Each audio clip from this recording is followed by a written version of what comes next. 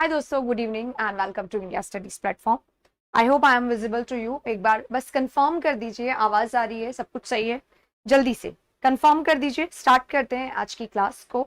अगर विजिबल है, ऑडिबल है, एक बार बस क्लियर कर दीजिए। हाँ जी, बहुत सारे लोगों के एग्जाम्स होंगे आज, है ना। हाँ, शुरू करते हैं क्लास को। Good evening, good evening, good evening. Guys देखिए, आज ये आरपीएससी की क्लास है और आरपीएससी में बहुत सालों तक मैंने ऑफलाइन पढ़ाया है। लगभग हजारों स्टूडेंट्स हैं जो सिलेक्शन पाके बैठ चुके हैं और अब इस बार पहली बार हम लोग ऑफलाइन में आरपीएससी को स्टार्ट कर रहे हैं, जो सिर्फ आरपीएससी के स्टूडेंट्स के लिए नहीं होगा, बल्कि अगर आप किसी भी टीचर वाले एग्जाम के लिए, लाइक रीट के लिए आप पढ़ रहे हैं, सीटेट के लिए पढ़ रहे हैं, किसी भी एग्जाम के लिए अगर आप पढ़ रहे हैं, स्टेट वाले एग्जाम्स के लिए पढ़े, तो ये आपके लिए बहुत इंपॉर्टेंट होंगे ये वाले सेशंस, क्योंकि यहाँ पर हम लोग वो सारे टॉपिक्स करने वाले हैं जो आपको एग्जाम के लिए प्रिपेयर करने के लिए चाहिए। और अगर शिद्दत से आपने ये सेशंस देखे तो आपको इंग्लिश में एक अलग कॉन्फिडेंस दिलाने के लिए हम पूरा काम करेंगे। आइए शुरू करते हैं आज की क्लास को क्वेश्चन नंबर 1 के साथ। अच्छा, एक बात बताऊं स्टार्ट करने से पहले, बहुत सारी चीजें यहाँ पर नई होने वाली है आज कंटेंट में, इंग्लिश ग्रामर के अलावा, क्योंकि आरपीएससी के एग्जाम में फोनेटिक होता है, आरपीएससी के एग्जाम में एमएचएम का बहुत अच्छा रोल होता है, आरपीएससी के एग्जाम में और भी बहुत डिफरेंट, जैसे लिटरेचर के बहुत सारे क्वेश्चंस आते हैं। तो ये सब कुछ हम लोग करने वाले हैं आज के क्लास में, तो आप नया सीख सकते हैं। और जिन लोगों का एग्जाम है, आप सिर्फ ये पैटर्न देखिए किस तरीके से हम इन क्वेश्चन को बहुत आसानी से कर रहे हैं सॉल्व, राइट। आइए शुरू करते हैं क्लास को।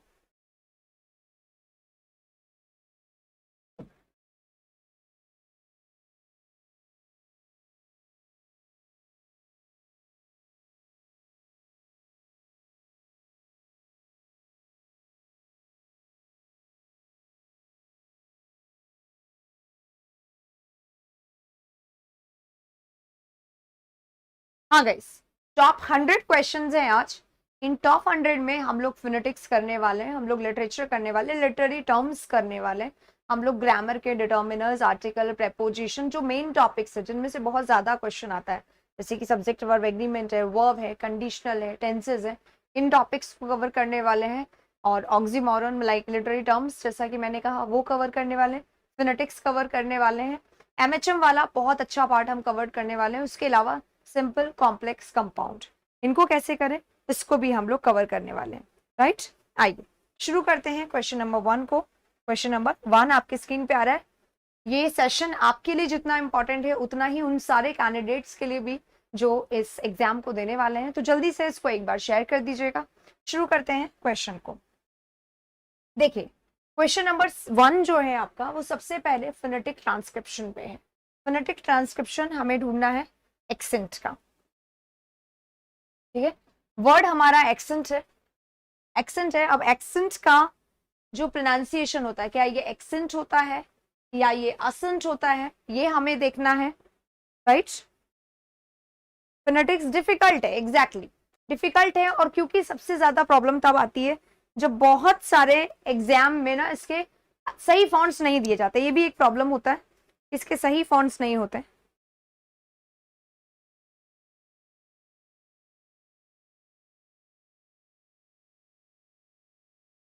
ठीक है, चलिए कुछ ठीक चले, एक बार इसको ठीक कर लेते।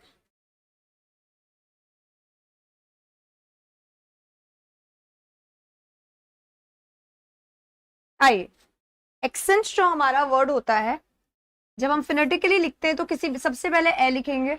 एक्सेंट का हमारा ए जो होता है ना साउंड, वो ऐसे लिखा जाता है। देन हमारा के होता है, के ऐसा होता है, एक्सेंट लिखा जाता है। एक्सेंट को हमने, अब ये एक्सेंट है, देखो इसमें स्टार्टिंग ये हो रहा है, ये तो हमारा सीधे सीधे एलिमिनेट हो जाएगा क्योंकि ये नहीं है यहाँ पर। अब ये भी हो सकता है और ये भी हो सकता है। अब इसमें देखिएगा, इसमें एक्सेंट का जो एक्सेंट है वो पूरा का पूरा आ रहा है, वो पूरा का पूरा आ रहा है, तो ये एक्सेंट नहीं होता है। इसका साउंड जो होता है यहाँ पर, एक्सेंट, एक्सेंट है, आ रहा है यहाँ पर। जब अ साउंड आ रहा है ना, तो ये यहाँ पर गलत होगा, अ साउंड आएगा यहाँ पर। The right sound is this, फिर हमारा एन आएगा और देन हमारा टी, देन हम इसको क्लोज कर देंगे। इसको ठीक से ऐसे लिखा जाएगा, प्रैक्टिस करके देख सकते हैं आप। एक्सेंट, तो राइट हमारा ये वाला साउंड होगा, ये सिर्फ इसके कारण एलिमिनेट हुआ है, इसके कारण एलिमिनेट हुआ है, राइट।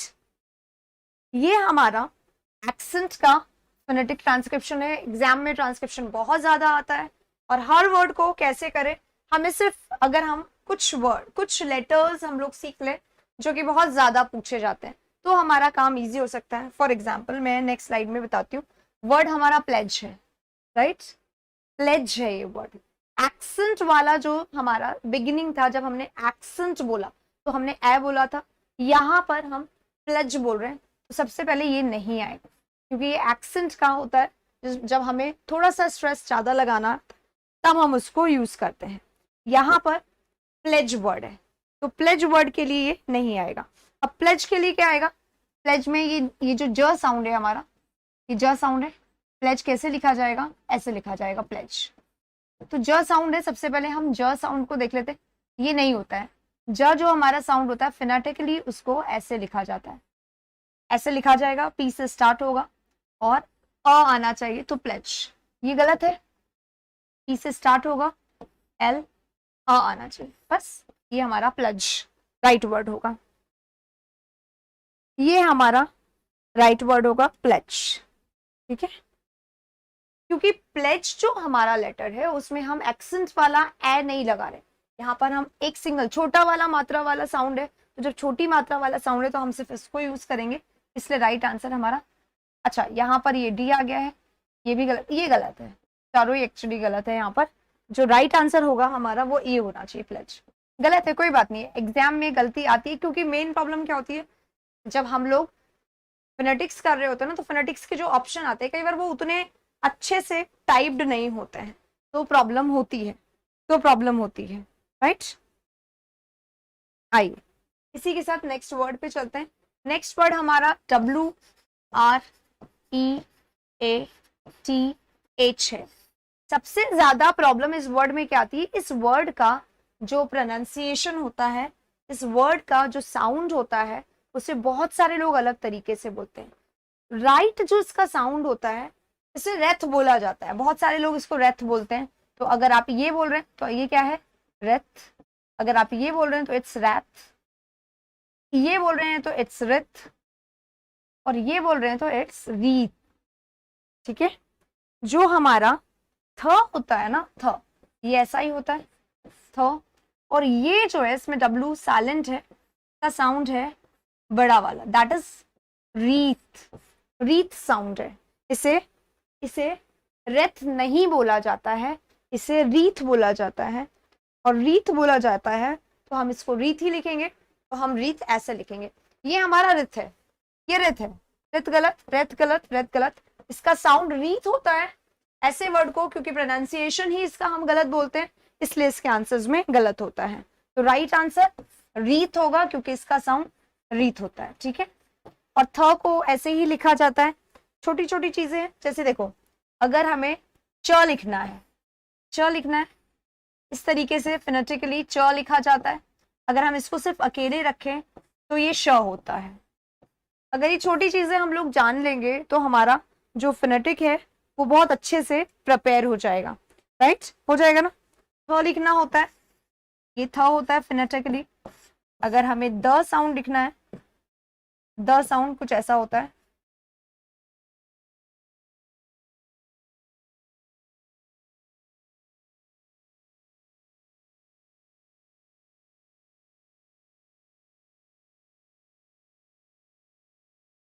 राइट। अब नेक्स्ट वर्ड है, ये देखो, ये वो वर्ड्स चुन चुन के दिए गए हैं एग्जाम में, या कुछ ऐसे वर्ड्स मैं लेकर आई हूँ जिनमें क्या होगा, साउंड अलग होता है। तो जब इसका साउंड अलग होगा ना, तो आप इसको प्रोनाउंस करने में भी डिफरेंट। इस वर्ड को बहुत सारे लोग क्रैच कहते हैं, बहुत सारे लोग इसको क्रैच कहते हैं, पर इसका राइट प्रोनाउंसिएशन क्रैच नहीं होता। The right pronunciation is crash, the right pronunciation is crash. और क्रैश होने के कारण इसमें श आना चाहिए, श वाला साउंड आना चाहिए। श इसमें है और इसमें भी है। अब यहाँ देखो, ये जो है अभी मैंने पिछले में बताया था, इसमें ये एक्सेंट वाला है, ये जो है ना ये एक्सेंट वाला, ये ए है, डबल वाली मात्रा। तो ये क्रैश नहीं है, क्रैश नहीं कर रहे हैं हम। क्रैश करना, प्लेन गिराना क्रैश करना होता है, तो ये क्रैश नहीं है, राइट। तो राइट आंसर यहाँ पर अभी देखो टी लग गया, एस लग गया, ये गलत है। ये क्रैक्स श आना चाहिए, क्रैश में ये साउंड है, इसलिए ये भी गलत, ये भी गलत, और ये इसके कारण गलत। The right answer is this. Crash को हम कैसे लिखेंगे? क्रैश है, देखो सबसे पहले क आएगा, फिर र, ऐसे करा, और फिर हमारा श आएगा। ये जो है हमारा अ, क्रैश, अ और श, क्रैश ऐसे लिखा जाएगा। तो राइट आंसर ये होगा हमारा, दिस वन, क्रैश। नेक्स्ट आपका वर्ड है रिसीट। रिसीट में भी एक प्रॉब्लम है। रिसीट में एक लेटर है जो ऐसा है जो साइलेंट रहता है। रिसीट है ये, रिसीट में पी लिखा जाता है लेकिन बोला नहीं जाता। इसका राइट प्रोनाउंसिएशन रिसीट होता है, रिसीट।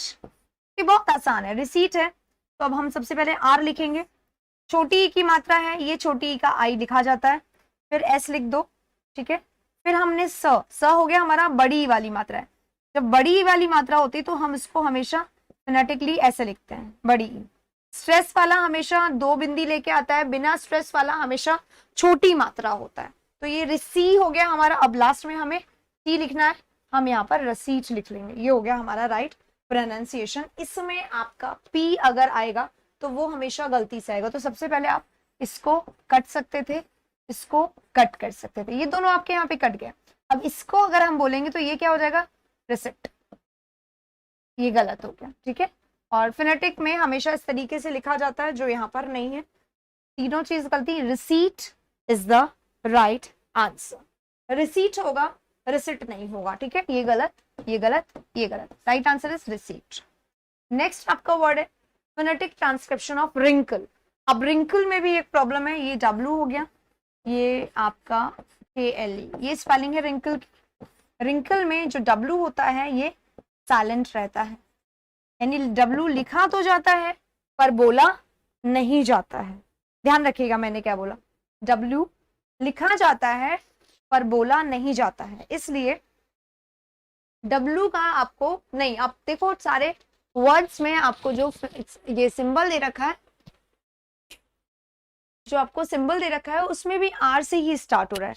डब्लू का कोई यूज नहीं है, क्योंकि हमें डब्लू यहाँ पर यूज नहीं करना होता है।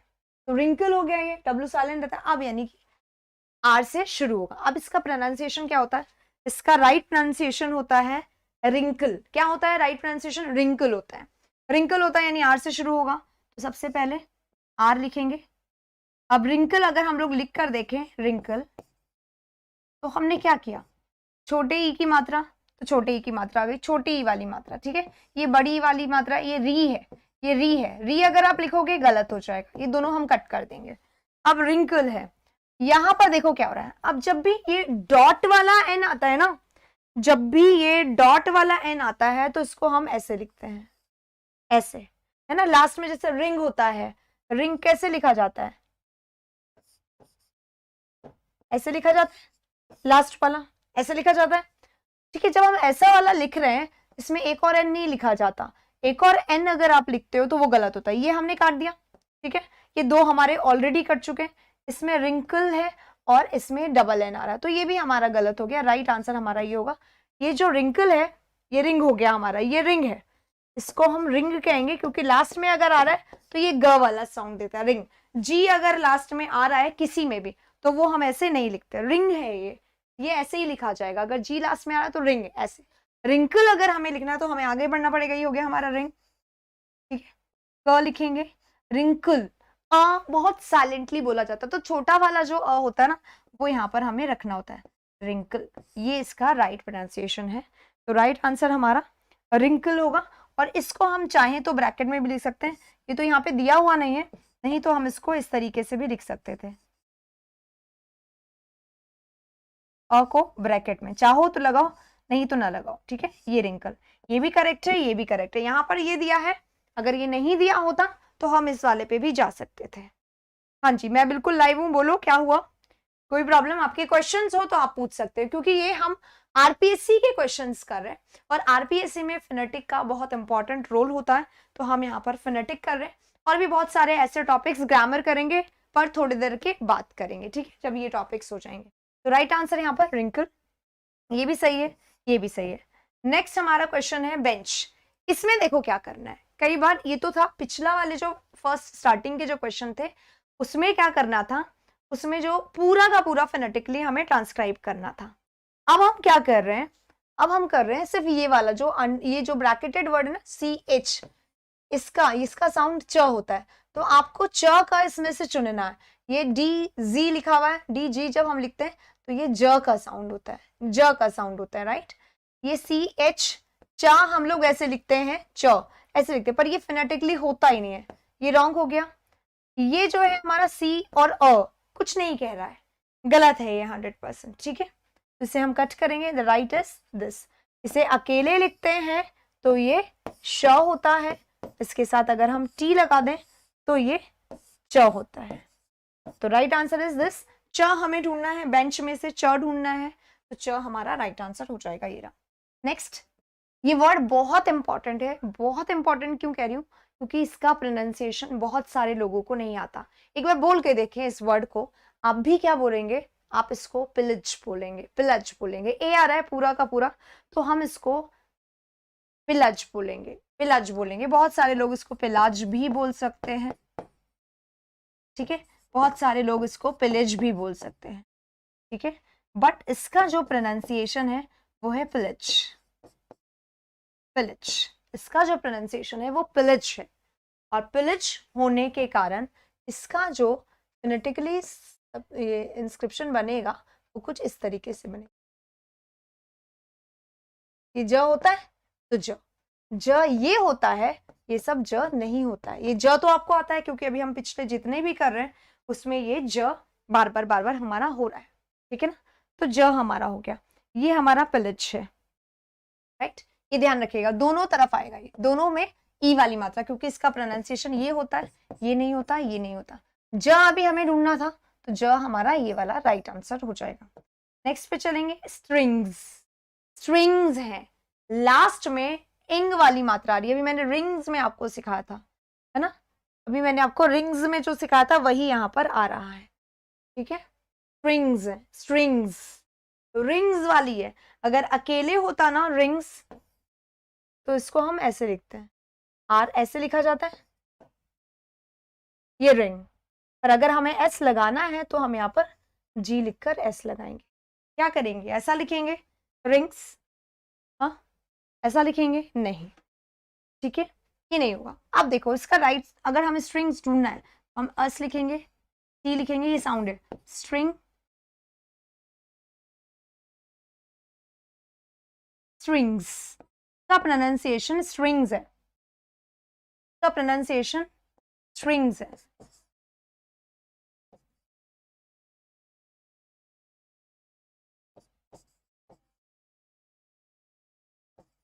स्ट्रिंग्स, स्ट्रिंग्स है, स के लिए ये वाला साउंड आता है। तो यहाँ पर इसका राइट प्रोनाउंसिएशन नहीं दे रखा है, राइट प्रोनाउंसिएशन दिया नहीं है, तो अब इसमें राइट प्रोनाउंसिएशन क्या होगा, ये होगा। देखो ये हो सकता था पर ये नहीं होगा, तो अब यहाँ पर हमें ये मिल रहा है, ये इसका राइट आंसर होगा स्ट्रिंग्स। ये गलत, ये गलत, ये गलत। जी के कारण हमें ये नहीं देखना है कि हम जी ये लगा दें या ये लगा दें, बिल्कुल नहीं। स जो है हमारा वो ज साउंड आता है, स्ट्रिंग्स, स्ट्रिंग्स बोला जाता है, ठीक है, स्ट्रिंग्स है। नेक्स्ट क्वेश्चन पे चलेंगे, इट्स एपिक्योर। इसका प्रोनाउंसिएशन क्या होगा, प्रोनाउंसिएशन है एपिक्योर, एपिक्योर, एपिक्योर। तो ए बोला जाता है इसमें, है ना। सबसे पहले तो इसको समझ लो, इट्स एपिक्योर,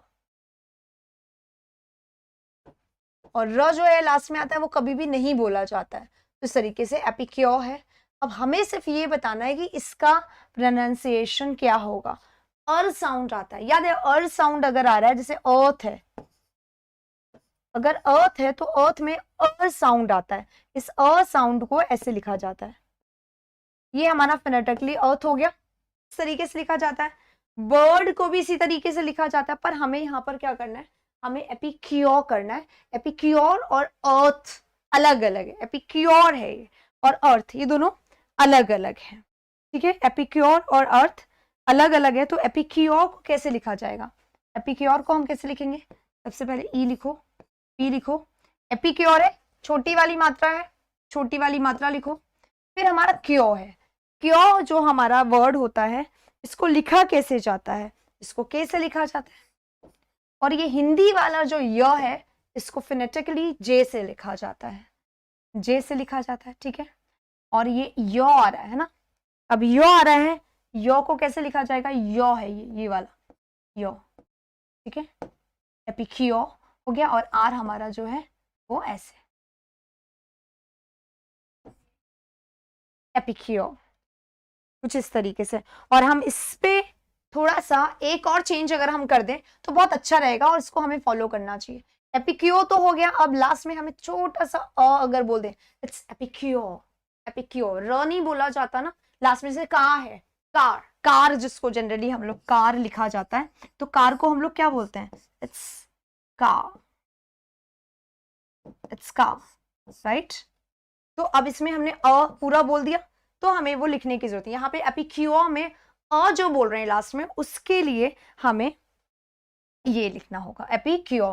तो अब हमें सिर्फ इन दोनों लेटर का यहाँ पे बताना है, तो ये दोनों लेटर हमारे ये रहे, ये इसका राइट आंसर हो जाएगा। ये गलत क्यू लिख दिया गया है, ये नहीं होगा, ये तो होता ही नहीं फिनेटिक में, सी जो होता ही नहीं है। एस स साउंड के लिए एस का यूज करते हैं, जेड का यूज करते हैं, ज साउंड अलग यूज करते हैं, और ये वाला जो साउंड है, यह वाला जो साउंड है, उसके लिए हम जे का यूज करते हैं, जो फिनेटिकली यूज होता है, ठीक है। नेक्स्ट पे चलेंगे रीथ, फिर से रीथ वर्ड है, देखो मैंने आपको बताया था इसका प्रोनाउंसिएशन रीथ होता है, और हम यहाँ सिर्फ टी एच यानी थ को फिनेटिकली कैसे लिखा जाता है, तो थ को फिनेटिकली सिर्फ ऐसे लिखा जाता है। थीटा होता है ना, थीटा का जो मैथ्स में साइन होता है वही हम लोग थ को लिखते हैं, तो ये हमारा थ है, थीटा वाला साउंड है, ठीक है, ये हमारा थ थीटा वाला साउंड है, राइट। एक बार फिर से मैं बता दूं क्योंकि शायद ये फिनेटिक के आखिरी क्वेश्चंस में होगा, ये हमारा द वाला साउंड है, ठीक है, थ वाला साउंड हो गया, च वाला साउंड ऐसे बनता है, श वाला साउंड सिर्फ ऐसे बन जाता है, ठीक है, ज वाला साउंड ऐसे बनता है। तो देखिए गाइस, फिनेटिक के जो है ये चैप्टर हम लोग आज तो क्योंकि मिक्स प्रैक्टिस कर रहे हैं, टॉप 100 क्वेश्चंस की प्रैक्टिस करें, लेकिन आगे क्या करेंगे, आगे हम लोग बहुत सारे सेशंस में लेकर आने वाली हूँ, जैसा कि मैंने शुरू में कहा था, मैं आगे आप लोगों को बताऊंगी। तो हम लोग बैक टू बैक बहुत सारे सेशंस लेकर आने वाले हैं, जो आपकी तैयारी के लिए बहुत इंपॉर्टेंट होगा। लाइक फिनेटिक, इसके पूरे कॉन्सेप्ट के साथ कभी सेशन आ जाया करेगा, पेपर आ जाया करेंगे, प्रीवियस ईयर पेपर बहुत जान होते हैं ना, प्रीवियस ईयर पेपर की अगर हम लोग प्रैक्टिस करें तो ये आप लोगों के लिए बहुत इंपॉर्टेंट है। तो 10 तारीख से हम लोग यानी कि 10 जून से हम लोग आरपीएससी का फुल फ्लैश ऑफलाइन लेकर ऑनलाइन लेकर आ रहे हैं, पूरा ऑनलाइन, ऑफलाइन हम बहुत बार करा चुके हैं, तो इस बार ऑनलाइन लेकर आ रहे हैं क्लासेस आप लोगों के लिए। 10 जून से क्लासेस आप लोगों की स्टार्ट होंगी, और ये ऑल्टरनेट डेज रहेगी, लाइक मंडे को हुआ तो फिर ट्यूसडे को नहीं होगा, फिर वेडनेसडे को होगा, बुधवार को होगा, फिर बृहस्पतिवार को नहीं होगा, फिर शुक्रवार को होगा, शनिवार को नहीं होगा। इसको अल्टरनेट करवाने का रीजन सिर्फ इतना सा है क्योंकि मैं बहुत सारे कॉन्सेप्ट एक क्लास में करवाऊंगी, तो आप उन कॉन्सेप्ट को रिवाइज कर सके, पेपर्स को पढ़ सके, तैयारी और अच्छी से कर सके, और ये आपके बिल्कुल एग्जाम के, क्योंकि अगर दिसंबर में एग्जाम्स होने वाले तो तब तक हम इनको बहुत अच्छे से कैसे करें वो हम लोग 10 जून वाली क्लासेस में करेंगे। ऑल्टरनेट डेज होगा, एक के बाद एक होगा, previous year paper, mock test, practice set जितने जरूरी हैं आप लोगों के लिए वो सब कुछ हम लोग नेक्स्ट वीक से यानी 10 जून से करवाने वाले हैं। आइए, तो यहाँ पर फिनेटिक के क्वेश्चंस हमारे पूरे होते हैं। अब चलते हैं हम लोग नेक्स्ट पार्ट में। नेक्स्ट पार्ट जो है हमारा एक और बहुत इंपॉर्टेंट पार्ट है, that is from literary terms. Literary terms बोल सकते हैं, फिगर ऑफ स्पीच बोल सकते हैं, लिटरेरी डिवाइसेस बोल सकते हैं, ये सब कुछ हम लोग यहाँ पर करने वाले हैं।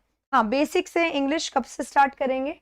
बेसिक से इंग्लिश ऐप पे ऑलरेडी चल रहा है, नया बैच स्टार्ट हो गया। अगर आपको पूरा का पूरा ग्रामर सीखना है तो वो पूरा बेसिक से है, आप ऐप की क्लासेस को ज्वाइन कर सकते हैं, नीचे नंबर दिया हुआ होता है, ऐप की क्लासेस को आप वहां से ले सकते हैं, पूरी इंक्वायरी आप कर सकते हैं। अच्छा, विजिबल नहीं है, ऐप का नंबर है 8764156858, ठीक है, ये नंबर है हमारा, आप इस पे इंक्वायरी पूरी कर सकते हैं कोर्सेज को, ग्रामर की कोर्सेज को लेके। आइए, O wild west wind is an example of personification, simile, oxymoron या अपोस्ट्रोफी। पर्सोनिफिकेशन क्या होता है? जब नॉन ह्यूमन एंटिटी को ह्यूमन की आदतों से नवाजा जाता है, यानी कि जो ह्यूमन नहीं है उसको ह्यूमन की आदतों के बारे में, उसको ह्यूमन की आदतें दी जाती है। जैसे सूरज होता है, खिड़की में से झांक रहा है, तो सूरज एक ह्यूमन नहीं है जो खिड़की में से झांकेगा, फिर भी हम उसको कहते हैं कि खिड़की में से झांक रहा है, तो वो पर्सोनिफिकेशन है, मानवीकरण। जो मनुष्य नहीं है उनको मानव की क्वालिटी दी जाती है। सिमिली क्या होता है? सिमिली क्या होता है? एज ब्राउन या as white as snow, right, as clear as mud. जब हम एक समान सी दिखने वाली चीजों का, as white as snow, snow यानी क्या होता है? बर्फ, उतना सफेद जितना कि बर्फ। तो हम सफेद, किसी भी सफेद चीज को कंपेयर किससे कर रहे हैं? स्नो से कर रहे हैं। एज लगाकर या एज या लाइक लगाकर हम अगर किसी चीज का कंपैरिजन करते हैं, तुलना करते हैं, तो उस तुलना को हम सिमिली कहते हैं। ठीक है, यहाँ पर क्या तुलना हो रही है? एज नहीं है, लाइक नहीं है, यहाँ पर नहीं होगा सिमिली। ऑक्सीमोरन क्या होता है?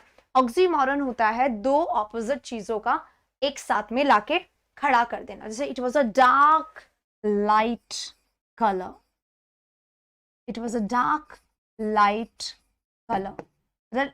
लाइट में भी थोड़ा सबसे डार्क जो था वो कलर था light. he was a tall short person, tall short person मतलब छोटों में सबसे बड़ा पर्सन था, तो टॉल शॉर्ट पर्सन था, राइट। इस तरीके से ऑक्सीमोरन होता है, दो ऑपोजिट चीजें एक साथ रखी रहती है, उनको ऑक्सीमोरन कहते हैं। तो ये हमारा ऑक्सीमोरन भी नहीं है, वाइल्ड वेस्ट विंड कहा गया है। अब यहाँ पे W आ रहा है, W आ रहा है, W आ रहा है, वाइल्ड वेस्ट विंड। यहाँ पे कॉन्सोनेंट का साउंड रिपीट हो रहा है, ये एलिटरेशन हो सकता था, पर एलिटरेशन यहाँ पर ऑप्शन में नहीं दिया गया है। यहाँ पर ऑप्शन क्या दिया गया है? यहाँ पर ऑप्शन दिया गया है, ये तीनों तो नहीं है, देख चुके हम। अपोस्ट्रोफे, अपोस्ट्रोफे क्या होता है?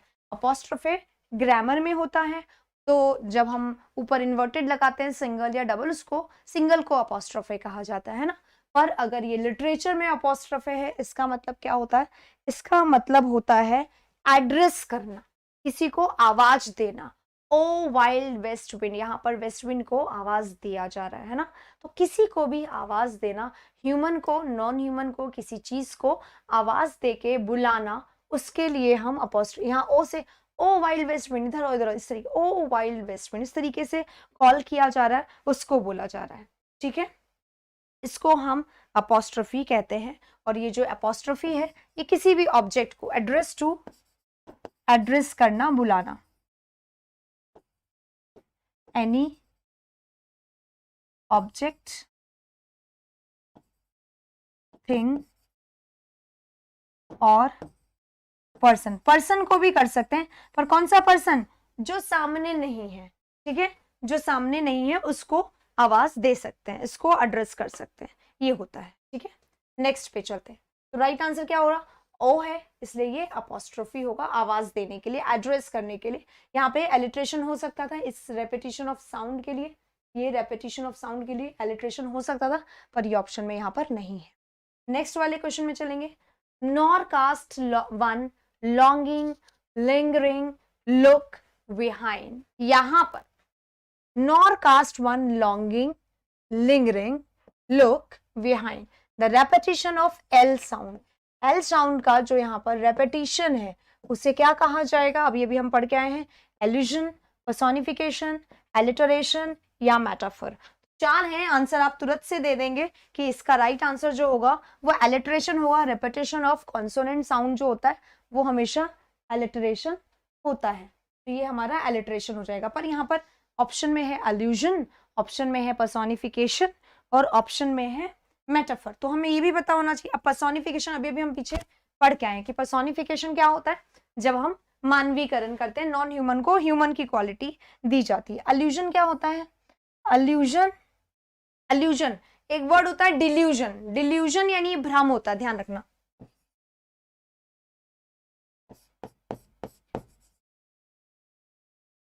डिल्यूजन, इल्यूजन, इसी तरीके से मिलते जुलते वर्ड्स हैं और इनका मतलब भ्रम होता है। पर ये एल्यूजन वर्ड है, क्या इसका मतलब भी होता है? इसका मतलब क्या होगा? एल्यूजन इसका मतलब होता है ये रेफरेंस देता है किसी भी चीज का, इट गिव्स रेफरेंस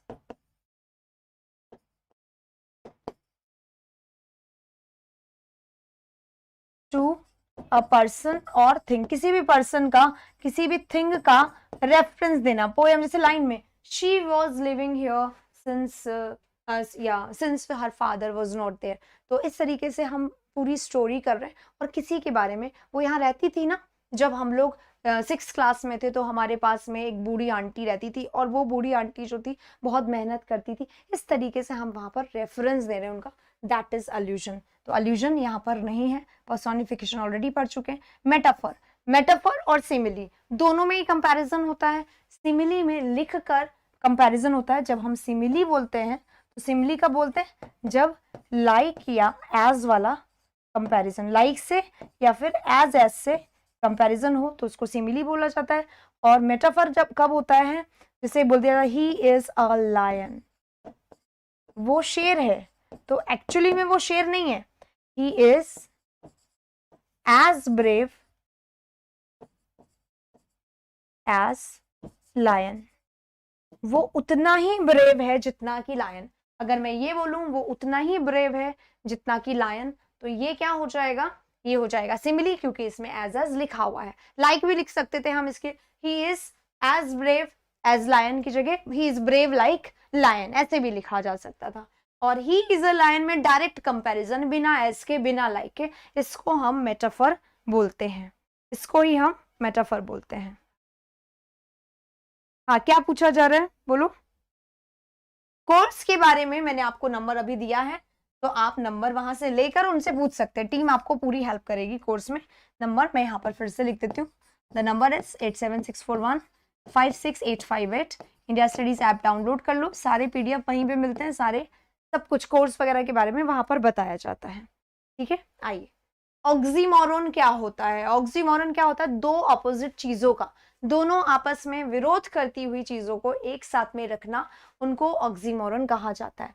तो एन ऑक्सीमोरन पेयर्स कॉन्ट्राडिक्टरी, विरोधाभास, कॉन्ट्राडिक्टरी यानी विरोधाभास। तो पेयर बनाता है, जोड़े बनते हैं, किसके जोड़े बनते हैं, विरोधाभास शब्दों के, in order to express new और कॉम्प्लेक्स मीनिंग, नए और डिफिकल्ट मीनिंग्स को बताने के लिए या एक अलग सा एक्सप्रेशन देने के लिए, इंप्रेशन बनाने के लिए क्या किया जाता है, पेयर्स बनाए जाते हैं विरोधाभास शब्दों के। उसे जैसे मैंने डार्क लाइट लिख के कहा था, तो डार्क लाइट, टॉल शॉर्ट, विरोधाभास है, अपोजिट वर्ड्स है, तो दो विरोधाभास शब्दों का, अपोजिट वर्डों को एक साथ में रखना, उसे ही ऑक्सीमोरन कहा जाता है। ये सब नहीं होगा। Is an intentional exaggeration. Exaggeration क्या होता है, बढ़ा चढ़ा के बोलना।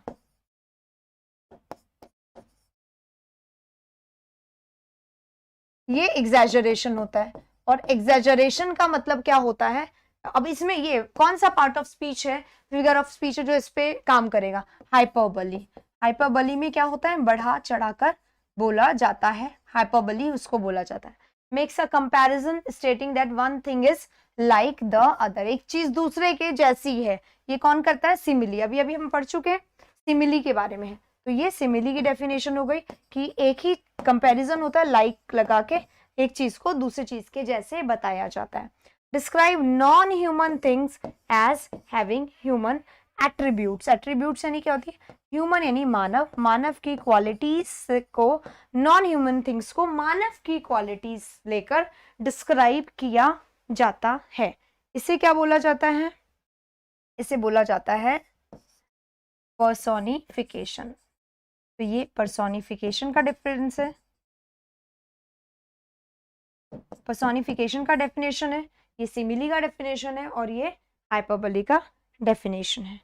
ठीक है, चलो आगे चलते हैं इसी के साथ। Next, होमर्स Iliad is an example of which literary form.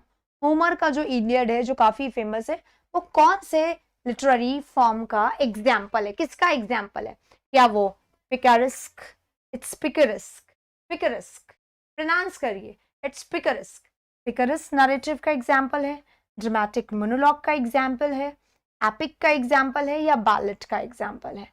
तो होमर्स की इलियड, सबसे पहले इलियड को अगर हम याद करें तो बहुत लंबी सी एक मतलब पोयम थी, गाई गई पोयम है ना। तो इलियड जो भी हमारी लंबी सी पोयम होती है जिसमें पुराने चीजों को डिस्क्राइब किया जाता है और बहुत लंबी सी स्टोरी होती है, उसको क्या बोला जाता है? उसको बोला जाता है एपिक। जैसे कि रामायण, महाभारत, ये सब भी एपिक है क्योंकि रामायण कितना बड़ा है तो पूरी उसमें डिस्क्रिप्शन है। इसी तरीके से एपिक भी है। होमर का जो इलियड है, ओडिसी है, ये सब क्या है? एपिक है। Long long long poem. Ballot short होता है। ड्रामेटिक मोनोलॉग क्या होता है? जैसे ड्रामेटिक मोनोलॉग में एक ही पर्सन, मोनो यानी सिंगल, तो एक ही पर्सन जो होता है वो बात करता रहता है अपने आप से और ड्रामेटिकली मतलब पूरी स्टोरी वहां पर चलती रहती है बैकग्राउंड में और वो ही बोलता रहता है पूरी स्टोरी। जैसे कि एट द ग्रामेरियंस फ्यूनरल, आप जो इसकी है रॉबर्ट ब्राउनिंग की ग्रामेरियन फ्यूनरल है, वो आप यहाँ पर देख सकते हैं इसमें ड्रामेटिक मोनोलॉग में। ग्रामेरियन फ्यूनरल इसी का एग्जाम्पल है, ग्रामेरियंस फ्यूनरल रॉबर्ट ब्राउनिंग के ड्रामेटिक मोनोलॉग का एग्जाम्पल है। तो एपिक का राइट आंसर हो गया। नेक्स्ट, अच्छा एक चीज रह गई है यहाँ पर, पिकरेस्क नैरेटिव। पिकरेस्क नैरेटिव क्या होता है? एक ऐसा नैरेटिव, एक ऐसा स्टोरी, एक ऐसा काइंड ऑफ प्रोज राइटिंग, एक ऐसी प्रोज राइटिंग, प्रोज राइटिंग, एक ऐसी प्रोज राइटिंग जिसमें क्या होता है, किसी भी क्रिमिनल का, किसी भी रूट का, क्रिमिनल का उसकी चालाकियां, उसकी यात्राएं, उसके जो भी एडवेंचर होते हैं उसका डिस्क्रिप्शन होता है। Pros writing that describes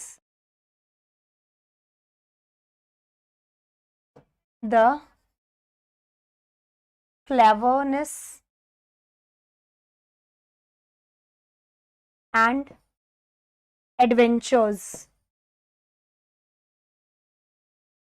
of, किसके क्लेवरनेस और किसके एडवेंचर्स को वो डिस्क्राइब करता है? वो डिस्क्राइब करता है क्रिमिनल के, क्रिमिनल के। तो क्रिमिनल इसमें यहाँ पर राइट आंसर हो जाएगा इसका। पिकरेस्क्यू ये इसका राइट आंसर नहीं पर इसके लिए डिस्क्रिप्शन क्रिमिनल के, ठीक है ये। तो इसका बाकी सब आता है आप लोगों को, तो एपिक इसका राइट आंसर हो गया। अब चलेंगे नेक्स्ट पे। नेक्स्ट है हमारा डेफनिंग साइलेंस।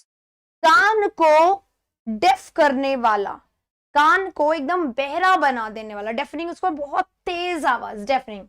डेफनिंग साइलेंस, कान को एकदम छेद करने वाला, कान में छेद हो जाएगा इतना तेज बोल रहे हो। डेफनिंग साइलेंस, डेफ कर देने वाला साइलेंस। ये बताइए, एक तरफ तो कान को एकदम चीर देने वाला है और दूसरी तरफ साइलेंस, तो बहुत तेज साइलेंस। क्या मतलब है इसका? बहुत तेज साइलेंस। मेटाफोर, सिमिली, ओनोमोटोपेया और ऑक्सीमोरन। बताओ ये किसका एग्जाम्पल है? तो डेफनिंग साइलेंस, कान को एकदम बहुत ज्यादा डेफ कर देने वाला, बहुत तेज, बहुत लाउड साइलेंस दूसरी तरफ है। तो ये क्या है? आपस में कॉन्ट्राडिक्टरी पेयर है। अभी अभी आया था, अभी अभी आया था, पीछे पड़ा था। पेयर्स, पेयर्स कॉन्ट्राडिक्टरी वर्ड्स, एक दूसरे के बिल्कुल अपोजिट वर्ड का जोड़ा सिर्फ अपने नए मीनिंग्स को बताने के लिए। तो ये क्या है? ये भी ऐसा ही है। एक सेकंड रहेगा ये, हाँ। Deafening, deafening silence opposite pairs हैं, बिल्कुल कॉन्ट्राडिक्टरी पेयर्स हैं, इनको क्या बोला जाएगा? ऑक्सीमोरन बोला जाएगा। मेटाफर और सिमिली अभी पढ़ के आए, दोनों तुलना करते हैं। मेटाफर में बिना एज या लाइक के और सिमिली में एज या लाइक लगा के तुलना की जाती है। ओनोमेटोपेया ये नया है, इट्स नॉट ओनोमेटोपेया, इट्स ऑनमेटोपेया। ऑनमेटोपेया क्या होता है? साउंड। एक सेकेंड, पेन नहीं चल रहा है, ठीक कर लेते हैं इसको, 1 मिनट लगेगा।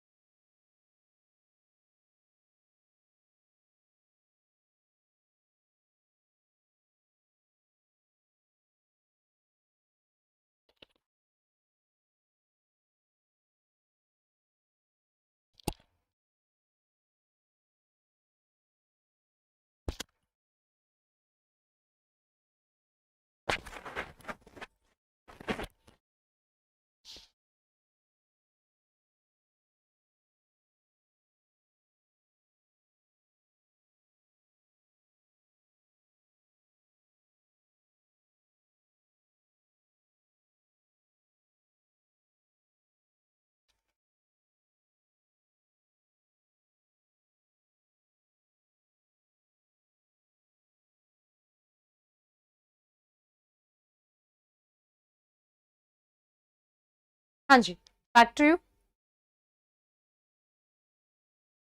चलिए अगला वाला क्वेश्चन पे चल लेते हैं। A piece of literature which deals generally with, एक लिटरेचर का ऐसा पीस जो डील करता है, किससे डील करता है? With the passing of main and the things they value in, passing of main and the things, गुजरना। एक ऐसा पैटर्न पोएट्री का, एक ऐसा पैटर्न लिटरेचर का, एक ऐसा पैटर्न जिसमें गुजरती हुई जो चीजें बीत गई हैं उनके बारे में डिस्कशन किया जाता है। तो देखो सबसे पहले बैलेड है, बैलेड शॉर्ट पोएम। ओड क्या होता है? एक ही टॉपिक पे, एक ही थीम पे, जैसे ode to evening, ode to the west wind, है ना। तो ओड में क्या होता है, जैसे वेस्ट विंड, तो हर लाइन वेस्ट विंड के आगे पीछे ही घूमने वाली। Ode to evening, ode to morning, ode to Scylla, ये सब में क्या है, उसी के बारे में बात होती है, एक ही पॉइंट पे बात होता है, एक ही थीम पे पूरा डिस्क्रिप्शन होता है। तो ये पासिंग के बारे में नहीं। Sonnet is a, sonnet is 14 line poem. बहुत अलग अलग पेट्रार्कन सोनेट अलग होते हैं, शेक्सपियरियन सोनेट ऐसे होते हैं, स्पेंसरियन सोनेट अलग अलग होते हैं। तो होते 14 लाइन के, और इनमें क्या होता है, एक पार्ट को डिस्कस किया जाता है, एक प्रॉब्लम को डिस्कस किया जाता है, और लास्ट में जनरली सॉल्यूशन दिया जाता है उस 14 लाइन में, अपने आप में कंप्लीट होती है। लेकिन क्या किसी के पासिंग के बारे में डिस्कस करती है? नहीं, किसी के पासिंग के बारे में डिस्कस नहीं करती। ओड आप लोग आंसर बता रहे नहीं, इसका राइट आंसर होगा एलेजी। एलेजी जब किसी की डेथ हो जाती है तो डेथ के बारे में, यानी पास अवे होना, वैसे गुजरना होता है, तो पास ऑफ लिखा है। तो यानी किसी के गुजरने को लेकर, किसी के दूर चले जाने को लेकर कोई पोएट्री, कोई लिटरेरी पार्ट है जो इस पे डिस्कस करता है, वो एलेजी है। एक और पार्ट होता है जो डर्ज कहलाता है, DIRGE। डर्ज भी एक ऐसा ही है जिसमें डेथ हो जाती है या डेथ से रिलेटेड बातों को डिस्कस किया जाता है उस पर्सन के, उसको कहा जाता है। नेक्स्ट हमारा ओनोमेटोपोइया। ओनोमेटोपोइया क्या होता है, अभी भी बताया था। ओनोमेटोपोइया क्या है? एक्चुअली क्या है, पोएट क्या करता है, लिख रहा है, लिखते लिखते उसको लगता है कि चलो थोड़ा सा ह्यूमरस बना देते हैं, थोड़ा मजाक, थोड़ा सा आपको अच्छा लग जाए उसका राइटिंग। तो एकदम से a snake came and the snake just tried to made you feel fear, आपको फियर फील करवाना, आपको डर लगाना। तो उसके लिए स्नेक क्या करेगा, स्नेक अपनी जीभ बाहर निकालेगा और एक आवाज आएगी, उस आवाज को हिसिंग साउंड इंग्लिश में कहा जाता है। पोएट क्या करता है, वहां पर हिस लिख देता है, और इस हिस से क्या होता है, हम इसको बिल्कुल रिलेट कर पाते हैं कि हाँ यहाँ पर स्नेक की आवाज आई। कोई बहुत तेज से अपना मोबाइल फेंकेगा तो एक आवाज आएगी, है ना। बहुत तेज से आप दरवाजा खोलोगे या बंद करोगे तो एक आवाज आएगी, दैट साउंड, जैसे आवाज होती है ना, दरवाजा आपने खोला बंद करा, दैट इज बैंग। बैंग, बहुत तेज से पेड़ गिर गया, है ना, आवाज आएगी। थर्ड के साथ एक पेड़ गिर, ये आवाज है तब। तो ये जो आवाजें आती है ना, जैसी इधर उधर सी जो भी एटमॉस्फेयर, जो भी माहौल चल रहा है, वो जितनी भी आवाजें आती है उन सारे आवाजों को लिख देना, रिटन फॉर्म में लिख देना, उसको ओनोमेटोपोइया कहा जाता है। अगर अ figure of speech in which sound is melodious, जरूरी नहीं है मेलोडियस हो, साउंड मेलोडियस, जैसे दरवाजे की खुलने और बंद करने की आवाज कोई मेलोडियस नहीं होती। तो मेलोडियस यानी क्या होता है, सुरीली, जो कानों को, जैसे लता मंगेशकर की वॉइस थी जो मेलोडियस थी, है ना, भारत कोकिला कहा जाता था, तो मेलोडियस नहीं, ठीक है। A figure of speech where in there is a play of words, नहीं, प्लेइंग विद वर्ड्स होता है, शब्दों के साथ खेलना। तो प्ले ऑफ वर्ड्स क्या होता है, पन, पन में शब्दों के साथ खेला जाता है। ये नहीं होगा, ये नहीं होगा। A figure of speech where such words are used whose sound imitates the action meant sense intended। एक ऐसा फिगर ऑफ स्पीच, पढ़ लेती हूँ इसको आपके लिए दोबारा से, नहीं नहीं कोई इग्नोर नहीं, बोलो। एक ऐसा फिगर ऑफ स्पीच जहां पर ऐसे शब्दों का इस्तेमाल होता है जिनके साउंड कॉपी होते हैं, जो साउंड चल रहा है उसी साउंड को लिखना, उसी साउंड को मेंशन करना, उसी साउंड को डिस्क्राइब करना, इसी को बोला जाता है अ मोनोसिलेबिक राइम। मोनोसिलेबिक, एक ही सिलेबल का rhyme, car, pass, happy, sad, ऐसे वाले साउंड का rhyme on the final syllable of 2 lines of the verse. Last की 2 लाइनों में मोनोसिलेबिक राइम, गलत है ये भी, ये नहीं होगा। तो राइट आंसर हमारा क्या होगा, a figure of speech where such words are used. आगे चलते हैं। हाइपरबोली। हाइपरबोली क्या होता है, एग्जैजरेशन, बढ़ा चढ़ा के बोलना, उसी को यहाँ पे पूछ रहा है। A comical misuse of a word in mistake for one sounding similar। Comical misuse, किसी भी शब्द का मिस यूज करना फन के लिए, मजे के लिए, जैसे पन में होता है ना। पन में क्या होता है, earnest, the magic of earnest, या अर्नेस्ट ऑफ बीइंग अर्नेस्ट, है ना। या तो a figure of speech in which statements are exaggerated, ये लिखा हुआ एग्जैजरेटेड, एक्स्ट्रावेगेंट, बढ़ा चढ़ा के बोलना, स्टेटमेंट्स को बढ़ा चढ़ा के बोला जाता है। A figure of speech in which two incongruous statements are yoked together, no. The usage of an intentionally harsh expression, no. harsh expression का मतलब क्या होता है, बहुत ज्यादा रूड, अहंकारी तरीके से बोलना, बहुत ज्यादा चुभने वाले तरीके से बोलना, दूसरों को अपमान करते हुए बोलना, ये भी नहीं होगा। Right answer exaggerated। चलिए next one, which of the given features is not attributable to lyric poetry. Lyric poetry क्या होती है, जिसमें लिरिकल पोएट्री है, लिरिकल पोएट्री है यानी कि सॉन्ग हो, उसमें क्या अच्छी, कौन सा इसमें से एट्रीब्यूटेबल नहीं है, जो क्वालिटी लिरिक पोएट्री को नहीं दी जा सकती। Which of the given feature, नीचे में से कौन सा ऐसा फीचर है जो नहीं एट्रीब्यूट कर सकते, लिरिक पोएट्री को नहीं दे सकते। It is an expression of the poets personal feeling and subjective, ये सब्जेक्टिव होती है। पोएट्स इसमें आय होता है, अपनी पर्सनल फीलिंग को बताता है। क्या ये सही है? एग्जैक्टली ठीक है, ये सही है, मतलब ये इसका आंसर नहीं होगा, क्योंकि बोला कौन सी इनमें से क्वालिटी है, तो लिरिक की क्वालिटी होती है।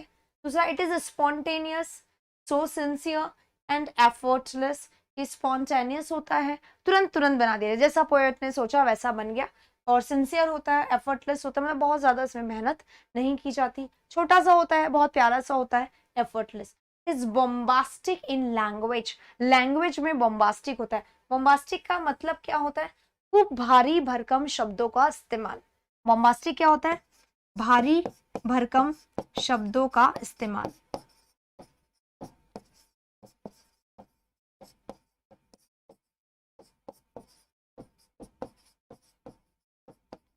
ठीक है, बहुत भारी भरकम शब्दों का इस्तेमाल, लेकिन वेस्ट, उसका कोई मतलब नहीं है, उसे बोला जाए। इट हैज म्यूजिक एंड, ये तो सब इसकी क्वालिटी है और ये इसकी क्वालिटी नहीं है। और इसमें क्या पूछा गया, कौन सी इसमें उसकी क्वालिटी नहीं है, तो ये इसका सी राइट आंसर हो जाएगा। नेक्स्ट पे चलेंगे। अब देखिए, अब यहाँ पे ये हमारा लिटरेचर का पार्ट जो है, हाइपरबोली वाला, लिटरेरी टर्म्स वाला, ये खत्म होता है। फिनेटिक यहाँ पे ऑलरेडी हम लोग कर चुके हैं। अब ये बहुत इंपॉर्टेंट पार्ट है, MHM। MHM का मतलब क्या होता है? MHM का मतलब होता है मेन वर्ड, M मतलब क्या होता है? मॉडिफायर, और H मतलब क्या होता है? H मतलब होता है हेड वर्ड। तो मॉडिफायर, हेड वर्ड, और फिर से M है, इसका मतलब मॉडिफायर। अब इसको एक ट्रिक बता रही हूं मैं यहीं पर, अगर आप एक ट्रिक समझ लोगे तो बहुत आराम से करोगे। जो हमारा हेडवर्ड होगा ना, वो हमेशा नाउन होगा, नाउन होगा। जो हेडवर्ड होगा वो मतलब मेन वर्ड जो है, उसी के आगे पीछे बाकी चीजें घूमती है। तो एम क्या होता है? एम हमारा जो कि मॉडिफायर होता है, वो पहले भी आ सकता है और वो बाद में भी आ सकता है। वो कोई फ्रेज भी हो सकता है, वो एक इकलौता शब्द भी हो सकता है, लेकिन जो हेडवर्ड होगा वो हमेशा नाउन होगा। फॉर एग्जाम्पल यहाँ पर देखो, that table in the corner, ये इन द कॉर्नर में आप इनको अलग, द को अलग, कॉर्नर को अलग नहीं मानो, कोने में, वो टेबल कोने में। अगर हम इसके टुकड़े करें, हिंदी में भी अगर हम इसके टुकड़े करें तो 3 ही टुकड़े होंगे। इन 3 टुकड़ों को कैसे बढ़ाया जाएगा? ऐसे कर देंगे, ये एक, ये एक, ये एक, वो टेबल कोने में, 3 ही टुकड़े हो रहे हैं। तो सबसे बात किसी कर रहे हैं? टेबल की। कौन सी टेबल? वो वाली, कहां पर? कोने में रखी हुई। तो टेबल हमारा हमेशा हेडवर्ड होगा। ये हेडवर्ड हो गया। अब ये पहले है इसके, इसलिए इसमें पहले वाला मॉडिफायर, ये बाद में है तो ये बाद वाला मॉडिफायर। तो राइट क्या होगा? MHM। अब यहाँ देखो MMH है, जब मैंने बोला नाउन हमेशा H होता है, ये गलत। इसमें H पहले, दैट थोड़ी ना है हमारा, ये गलत। अब इसमें H लास्ट में, तो ये भी गलत है। ये पूरा का पूरा कोने में, वो टेबल कोने में। तो जब हम इसके टुकड़े करेंगे ना, इस तरीके से होगा, टेबल कोने में है, यानी कि बात हम किसकी करें? टेबल की। जिसकी बात कर रहे हैं वो ही हमेशा हमारा हेड वर्ड होगा। आपको नाउन नहीं समझ में आता, कोई बात नहीं, जिसकी बात हो रही है वो ही हमारा हेड वर्ड होगा, और उसकी जो भी क्वालिटी बता रहा है, उसके बारे में जो भी सूचना दे रहा है, जो भी इंफॉर्मेशन दे रहा है, जो भी ज्ञान दे रहा है, वो हमेशा हमारा मॉडिफायर में रहेगा। वो पहले भी हो सकता है, वो बाद में भी हो सकता है। तो यहाँ पर ये एम है, ये एच है, ये एम है, राइट आंसर हमारा MHM होगा। अगले वाले पे देखते हैं, children playing in the park happily. अच्छा, चिल्ड्रन बच्चे, प्लेइंग खेलते हुए या खेल रहे हैं बोलेंगे नहीं, क्योंकि इजेमार नहीं लगा हुआ है, पूरा सेंटेंस नहीं दिया जाता है। Children playing in the park, खेलते हुए, पार्क में खेलते हुए। कैसे खेल रहे हैं बच्चे? खुशी खुशी, खुशी खुशी खेल रहे हैं। कहां पर खेल रहे हैं? इन द पार्क, खेल रहे हैं पार्क में खुशी खुशी। तो चिल्ड्रन हमारा क्या है? एच। बात हम तो बच्चों की कर रहे हैं ना, बच्चे पार्क में खेलते हुए, खुशी खुशी खेलते हुए, बच्चे पार्क में खुशी खुशी खेलते हुए, बच्चे पार्क में खुशी खुशी खेलते हुए। ठीक है, तो बच्चे पार्क में खुशी खुशी खेलते हुए। तो हम बात तो बच्चों की करें, तो सबसे पहला हमारा एच आना चाहिए। यहाँ नहीं आएगा, यहाँ नहीं आएगा। अब या तो ये होगा या ये होगा। अब एम एक ही दिया हुआ है, एक ही एम है क्या? खेल रहे हैं पार्क में, बच्चे खेलते हुए पार्क में, एक टुकड़ा तो ये हो गया। कैसे खेल रहे हैं? खुशी खुशी, ये हमारा एडवर्ब है। तो ये हमारा पूरा का पूरा एक एम इसको दे दो, मान लो इसको आपको नहीं आता, एडवर्ब है, एक एम ये हो गया, एक एम ये हो गया। तो एच एम एम एक ही तो नहीं है ना, ये इतने सारे। अगर हम इसको अलग रखें, अगर हम इसको अलग रखें, इसको प्लेइंग इसको अलग रखें, इसको भी तो हम कर सकते हैं अगर आप ऐसे मानो। पर क्योंकि ये पूरा का पूरा इन द पार्क है, तो ये भी एडवर्ब है और ये भी एडवर्ब है, तो हम इसको ऐसे भी रख सकते हैं, एक एम इसको दे, एक एम इसको दे। तो दोनों हालत में एम एच एम नहीं होगा, एच एम एम ही होगा। ठीक है, एच एम एम राइट है। अगला वाला, लाइफ डिवाइन, लाइफ डिवाइन, दैविक जीवन है ना, ईश्वर से। डिवाइन क्या होता है? ईश्वरीय ना, तो ईश्वरीय जीवन। कैसा जीवन? ईश्वरीय। तो बात ईश्वरीय की कर रहे हैं या जीवन की कर रहे हैं?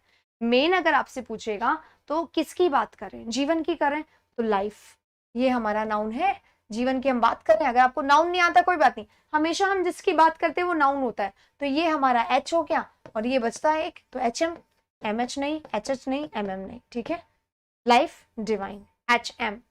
Next, green buses fly all over the city, हरी बसेस, हरी हरी बसेस पूरी सिटी में घूमते हुए, पूरी सिटी में सवारियां लेते हुए, हरी बसेस। तो हम बात किसकी करें? बसों की, बसें घूम रही हैं पूरी सिटी में, है ना, तो बात तो हम बसों की करें। कैसी बसें? हरी बसें। तो शुरुआत में एच नहीं है, ये एम है और फिर एच है, तो एम एच ढूंढ लो बस। ये रहा, ये सॉरी, ये भी है, ये भी है, ये नहीं है और ये नहीं, तो दो तो हम काट देंगे। अब बचता है ये दोनों, ग्रीन बसेस, हरी वाली बसेस। ठीक है, ये सब ग्रामर के टॉपिक है। ये टीजीटी में, ये रीट जैसे एग्जाम्स में, सीटेट जैसे एग्जाम्स में, टीचर जो ट्रेनिंग के एग्जाम्स होते हैं या टीचर के अपॉइंटमेंट के जो एग्जाम्स होते हैं, उन क्वेश्चंस में पूछे, उनमें ऐसे क्वेश्चंस पूछे जाते हैं। स्टेट लेवल के में भी पूछे जाते हैं। तो अगर आपके कोई नोन है तो आप उनसे जरूर शेयर करिएगा इसको। ग्रीन बसेस, तो ये हमारा एच होगा। एम एच तो हो गया flying all over the city, तो एम एच एम या एम एच एम एम, यहां पर दो होगा लास्ट में या एक होगा, इसमें आपको थोड़ा सा कंफ्यूजन हो सकता है कि प्लाई करते हुए कहां पर? ऑल ओवर द सिटी, पूरे के पूरे सिटी में, एम एच एम एम या एम एच एम। तो देखो, बस, ग्रीन बसेस, यहां तक तो क्लियर है। प्लाई कर रही है, घूम रही है, कहां पर? पूरी सिटीज में घूमते, पूरी सिटी में घूमते हुए, ये बोल रहे हैं पूरी सिटी में घूमते हुए। तो पूरी सिटी में घूमते हुए, हरी बसेस पूरी सिटी में घूमते हुए, ये जो है ना हमारा, ये पूरा एक ही तो है, पूरी सिटी में घूमते हुए, तो ये हमारा एम होगा, ये एम एच एम। ये अगर आप करोगे तो ये गलत हो जाएगा, क्योंकि पूरा एक ही है, flying all over the city, पूरे सिटी में घूमते हुए, फर्स्ट इसका राइट आंसर होगा।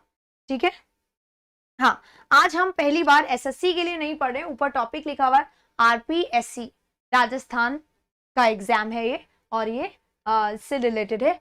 अभी जो एग्जाम्स हो रहे हैं टीजीटी के, या एग्जाम्स हो रहे हैं इसके सेकंड ग्रेड के, फर्स्ट ग्रेड के, या रीच के एग्जाम्स जो होंगे, इनमें भी ये काम आने वाला है। आइए next, fashions popular last summer. Fashion जो फेमस है, फेमस है, प्रसिद्ध, फैशन प्रसिद्ध, पिछले समर में प्रसिद्ध हुए फैशन। तो ये फैशन है। किसकी बात करें, फैशन की बात कर रहे हैं या पॉपुलर की या समर की? पिछले गर्मियों में प्रसिद्ध हुए फैशन, पिछले गर्मियों में प्रसिद्ध हुए फैशन, राइट। तो यहाँ पर सबसे पहले एच होगा, एम नहीं होगा, ये एच हो गया। फैशन की बात करें, ये एम हो गया और ये एम हो गया, क्योंकि ये पिछले समर में फेमस हुए हुए, तो पिछले समर में फेमस हुए हुए ये रहा। एम एम एच अगर करोगे तो गलत हो जाएगा, सीधी सी बात ये है।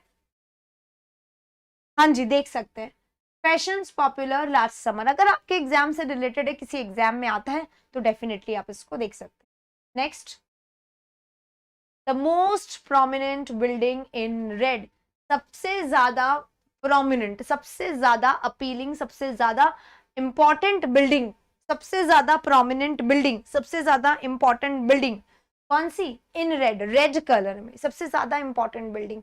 तो किसकी बात करें हम? इंपॉर्टेंट की बात करें, हम सबसे ज्यादा की बात करें, हम रेड की बात करें? नहीं नहीं नहीं, हम यहाँ पर बात करें बिल्डिंग की। किसकी बात करें? बिल्डिंग की बात करें, तो ये हमारा एच होगा, ठीक है, सबसे ज्यादा प्रोमिनेंट। तो अभी देखो, अगर हम इसको दो टुकड़े कर देते हैं, मान लो ये भी एम कह दे, इसको भी एम कह दे, ऐसा कोई ऑप्शन नहीं है ना। अच्छा ये वाला है, तो ये अगर हम इसको एच कह दे तो फिर ये इन रेड क्या है? ये भी तो एम है, तो एम लास्ट में भी आना चाहिए। इसको कट करेंगे, इसको कट करेंगे, इसमें एच शुरू में आ रहा है, यहाँ पे तो एच आया नहीं, तो इसको भी कट करेंगे, राइट आंसर होगा एम। ये हमारा एक um, most prominent building in red. लाल रंग में दिखने वाली, सबसे ज्यादा अपील करने वाली, सबसे ज्यादा अच्छी दिखने वाली बिल्डिंग, लाल में सबसे अच्छी दिखने वाली बिल्डिंग, उसको बोला जाता है। करेक्ट और राइट में क्या डिफरेंस है? देखो, करेक्ट और राइट वैसे तो सिनोनिम होते हैं, पर राइट यानी सही होता है, सही गलत, मॉरली वैल्यू वाला। अगर हम डिफरेंस देखें तो वो होगा मॉरली सही है राइट, और करेक्ट क्या है? करेक्ट है कि आपने करेक्ट किया है या आपने रॉन्ग किया है, सही गलत वैसा वाला भी हो सकता है। वैसे ये सिनोनिम में आ सकते हैं। आइए next one, the second train disaster to occur this fortnight, दूसरा ट्रेन डिजास्टर, ट्रेन से होने वाला डिजास्टर। डिजास्टर क्या होता है? दुर्घटना, ठीक है। ट्रेन से होने वाला दूसरा दुर्घटना, ट्रेन से होने वाला, हैपन होना, अकर होना, दिस फोर्टनाइट, इन 15 दिनों में ट्रेन से होने वाली दूसरी घटना है। तो ट्रेन, किसकी बात हो रही है? ट्रेन से होने वाली घटना की बात हो रही है, ट्रेन डिजास्टर की बात हो रही है। Second train disaster to occur this fortnight, ये हो गया एम, ये हो गया हमारा एच, ये हो गया हमारा M. Is it M H M? H हमारा हेड वर्ड होता है, जिनको नहीं पता मैं फिर से बता दूं, एच हमारा हेड वर्ड होता है, और हेड वर्ड यानी क्या हो गया? Main word. मेन वर्ड वही होगा जिसके बारे में हम बात कर रहे हैं, मुख्य। और ये जो है ना एम, एम यानी होता है मॉडिफायर। मॉडिफायर क्या होता है? क्वालिटी बताने वाले, क्वालिटी यानी कि विशेषता, या तो विशेषता बताने वाले या फिर इंफॉर्मेशन देने वाले, यानी सूचना देने वाले। जरूरी नहीं विशेषता बता, जैसे इन रेड तो विशेषता नहीं थी, सूचना दे रहे थे, विशेषता या सूचना बताने वाले शब्द।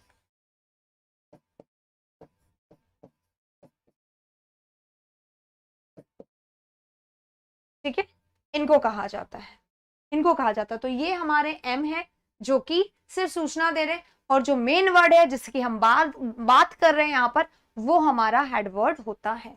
तो the second train disaster to occur this fortnight, तो ये हमारा एम हो गया, देन एच हो गया, ये कट गया, एम एम नहीं है, एच है बीच में, तो ये कट गया, एम एच एम, राइट है। दो एच नहीं आते हैं कभी भी, ये तो वैसे ही गलत हो गया, eliminate. Next one, girls in pretty dresses, खूबसूरत ड्रेसेस में गर्ल्स। अब आप बता दो, इसमें खूबसूरत ड्रेसेस में गर्ल्स जो हैं, इसमें सब मेनली हम बात किसकी करें? हम गर्ल्स की बात करें, हम खूबसूरत की बात करें, हम ड्रेसेस की बात करें। गर्ल्स इन प्रिटी ड्रेसेस, खूबसूरत कपड़ों में गर्ल्स, तो हम किसकी बात कर रहे हैं यहाँ पर? हेडवर्ड कौन सा होगा? आसान है, आई थिंक मैं आपके आंसर का वेट करूंगी यहाँ पर कि आप लोग बताएं, यहाँ पर एम एच एम होगा या HM होगा या HMM होगा या MMH होगा? बताइए क्या होगा यहाँ पर? ये बहुत आराम से करने वाला क्वेश्चन है, क्विकली आंसर बताइए। तो राइट आंसर क्या होगा? बिल्कुल सही है, गर्ल्स दे रखा है ना। गर्ल्स की तो बात करें, लड़कियां खूबसूरत ड्रेसेस में लड़कियां, तो हम बात इनकी करें, ये हमारा हेड हो गया, इन प्रिटी ड्रेसेस, खूबसूरत लिबास में गर्ल्स। एक ही बात में आ रहा है ना? नहीं बेटा, खूबसूरत, हम गर्ल्स की बात कर रहे हैं, हम गर्ल्स की बात कर रहे हैं, तो H सबसे पहले आएगा और MM होगा या M होगा। तो प्रिटी ड्रेसेस में अगर हम ड्रेसेस को हटा दें तो प्रिटी की कोई वैल्यू है क्या? प्रिटी अपने आप में अलग मीनिंग दे रहा है क्या?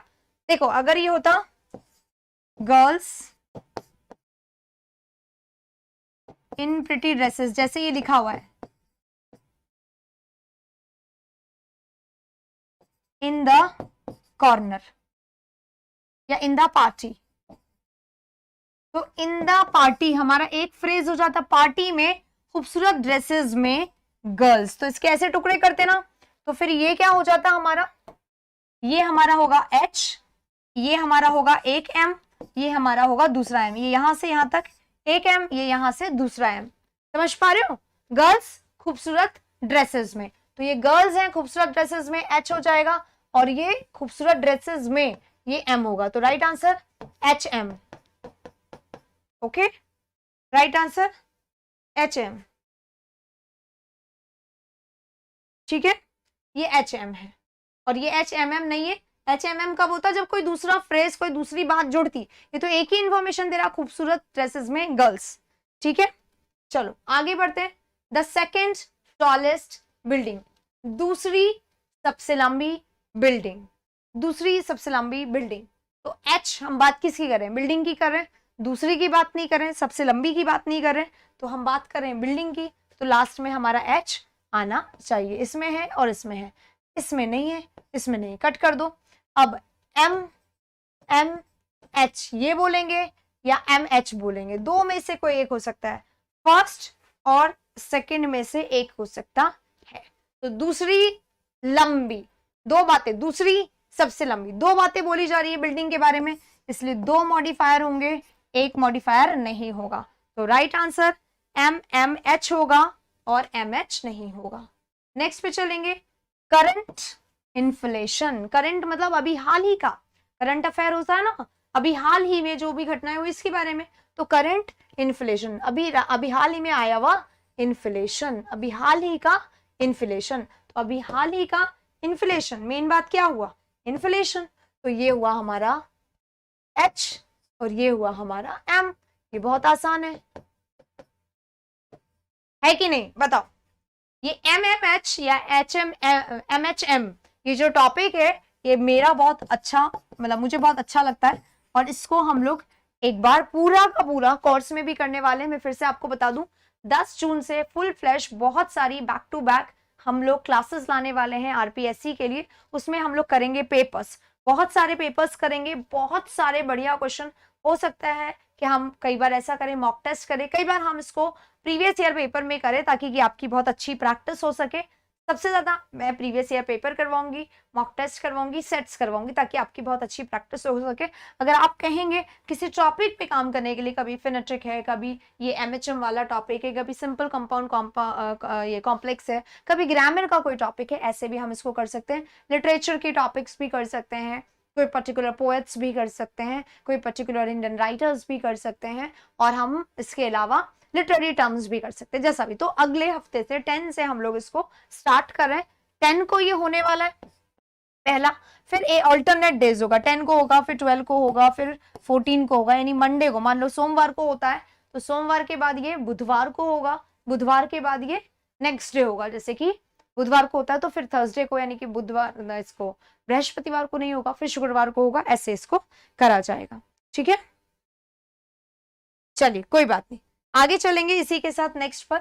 अब क्योंकि 30 क्वेश्चन यहाँ पर हो गए, यहाँ पर हमारा क्लॉजेस का क्वेश्चन है। ये क्लॉजेस भी बहुत इंपॉर्टेंट है, क्लॉजेस करते हैं, क्लॉजेस भी ग्रामर का पार्ट है, और ये बहुत बहुत ज्यादा लोग गलती करते हैं। क्लॉज क्या होता है? जिसमें पूरा सेंटेंस होता है, यानी कि सब्जेक्ट और वर्ब होता है तो क्लॉज बन जाता है, सब्जेक्ट वर्ब नहीं होता है तो फ्रेज बन जाता है। Noun clause, adjectival clause, adverbial clause. Adverbial clause क्या होते हैं? जो एडवर्ब बताते हैं, जो हमें बताते हैं कहाँ, क्यों, कब हुआ। कोई भी चीज कहाँ, क्यों, कब हुई, इसका आंसर हमें एडवर्बियल क्लॉज देती है।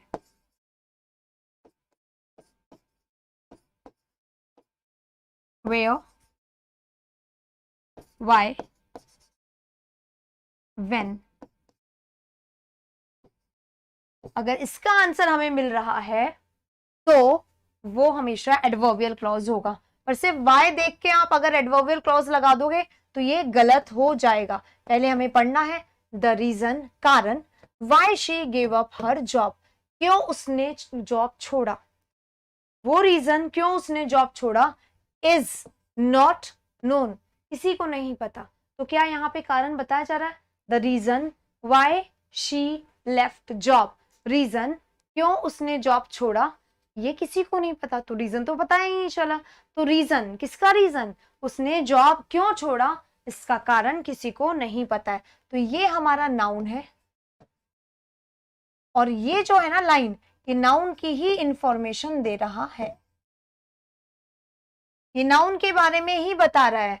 जो हमारा एडवर्बियल क्लॉज होता है वो किसी भी वर्ब के बारे में बताता है कि काम ऐसा क्यों हुआ। तो ये नाउन क्लॉज है और नाउन के बाद में आ रहा है, इसलिए इसको पोस्ट मॉडिफायर। अभी हम एमएचएम करके आए, मॉडिफायर जो बाद में आता है उसे पोस्ट मॉडिफायर, मॉडिफायर जो पहले आता है वो प्री मॉडिफायर कहलाता है। यहाँ पर रीजन क्यों उसने अपनी जॉब छोड़ी, ये इसका रीजन, किसका रीजन, उसने जॉब क्यों छोड़ी। तो रीजन के बारे में ही और इंफॉर्मेशन दे रहा है। बाद में आ रहा है नाउन का पोस्ट मॉडिफायर है, क्योंकि पूरा सेंटेंस है तो इसको noun clause as a post modifier कहा जाएगा। रीजन क्या है किसी को नहीं पता, reason is not known, reason नहीं पता है। कौन सा रीजन?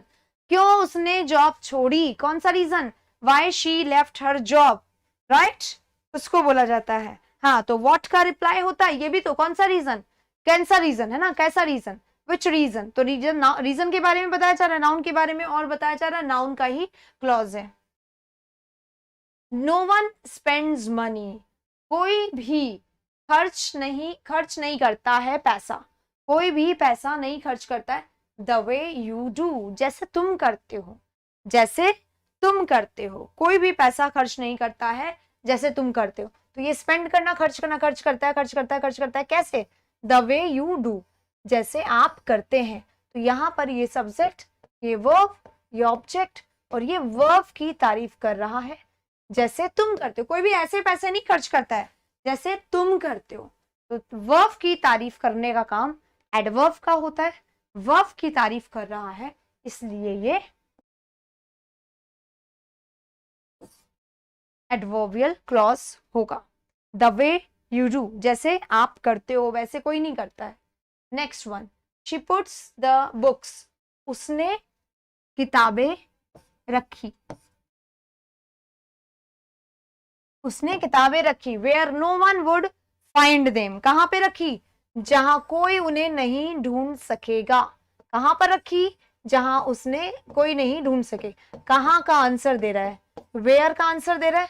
मैंने अभी आपको बताया था जो वेयर का, व्हेन का और हाउ का, वाई का आंसर मिले तो वो एडवर्बियल क्लॉज होता है। उसने किताबें रखी, किताबें रखी, किताबें रखी, कहां पर? जहां कोई उन्हें नहीं ढूंढ सकेगा। वेयर का आंसर दे रहा है, ये बनेगा आपका एडवर्ब क्लॉज।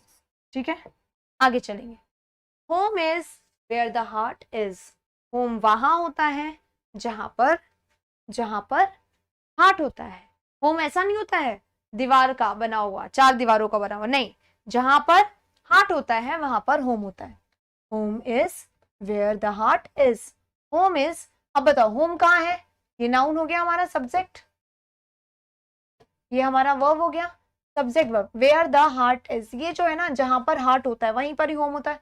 होम के ही बारे में, होम कहाँ है? होम ही है ना, वेयर द हार्ट इज। अब देखो होम इज न्यू, ये होम के ही बारे में, होम ही नया है।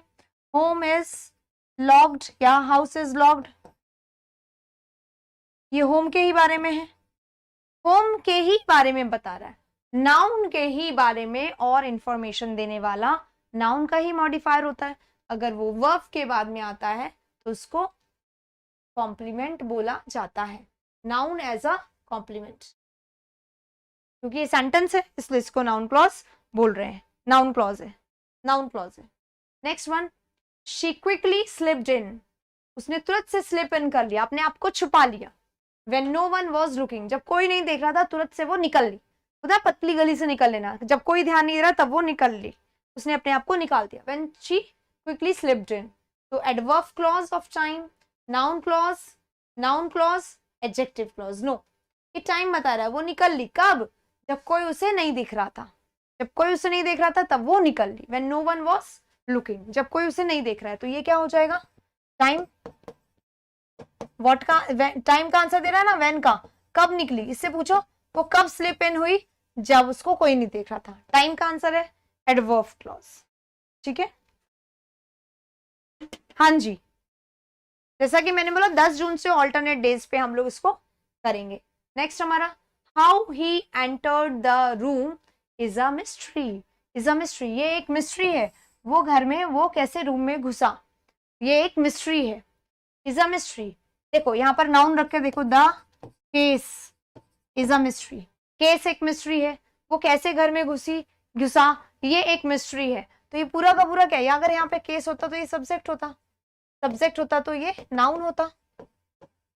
अब ये सब्जेक्ट है यहाँ पर, ये वर्ब है यहाँ पर, जब सब्जेक्ट और वर्ब दोनों हो जाते तो ये क्लॉज होता है, तो यहाँ पर आने वाला हर चीज सब्जेक्ट है, सब्जेक्ट क्लॉज है, यानी ये नाउन क्लॉज है, noun clause eight subject,